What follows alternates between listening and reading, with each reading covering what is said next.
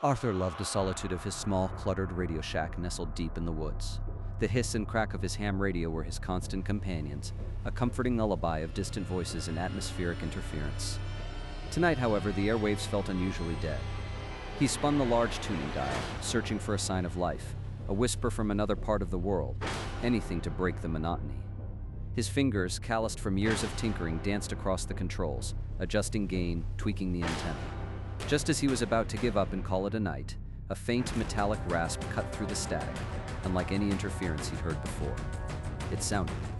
He froze, straining to make sense of the garbled sounds. The rasp coalesced, forming words, indistinct at first, then clearer, dust mote dancing in the amber light. Arthur blinked, looking around his shack. Indeed, dust motes swirled in the beam of his desk lamp. Coincidence, he thought, a stray broadcast picked up from some local chatter. He adjusted the frequency slightly, trying to clean up the signal.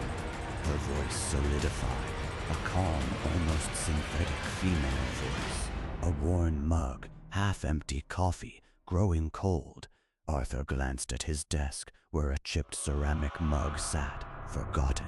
He felt a prickle of unease. He pushed a stray wire with his foot. The voice continued, left foot extended, nudging a loose coaxial cable. Arthur's breath hitched. This wasn't a broadcast. It was describing him. Panic began to bloom in Arthur's chest. He tried to rationalize it, to find a logical explanation, but his mind raced. He thought, is this a prank? Someone watching me? The radio, without missing a beat, articulated, a prank? Someone watching me? Fear is setting in, a cold tendril. Arthur gasped, scrambling backward, knocking his chair over with a clatter. He stared at the radio, its green display glowing malevolently. He thought, shut up! Shut up! The voice calmly replied, shut up! Shut up! The desire for silence is strong but futile. You are trapped within the broadcast. He lunged for the power switch, jamming his finger down. The radio remained on, the chilling voice flowing unimpeded. Arthur backed into a corner, shaking his head. This isn't real, he whispered, trying to convince himself.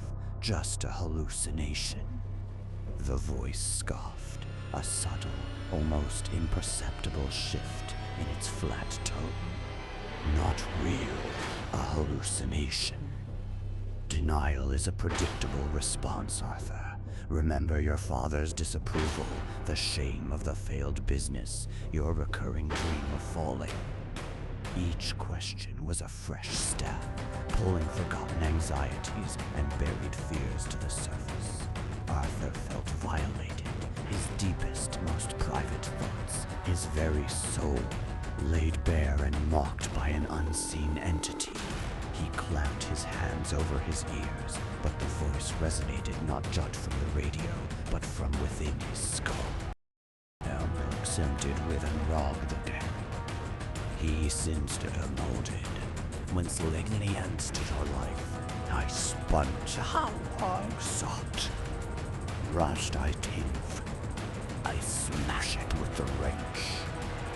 The radio's voice, now subtly distorted, almost guttural, responded instantly. Smash it with the wrench. A futile gesture, Arthur. Your hand is already reaching for the toolbox, the worn red handle. But what will that achieve? The broadcast is not merely through the radio. It is the radio. It is within you. Arthur watched in horror as his own hand, seemingly independent of his will, reached towards a dusty metal toolbox. He fought against it, his muscles screaming, but his fingers closed around the cold steel of a heavy wrench. With a guttural cry, Arthur raised the wrench, aiming for the glowing display. But his arm stalled mid-air, trembling uncontrollably.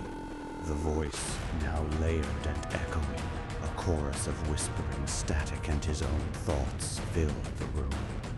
You cannot destroy what is part of you, Arthur. You are the antenna, I am the signal.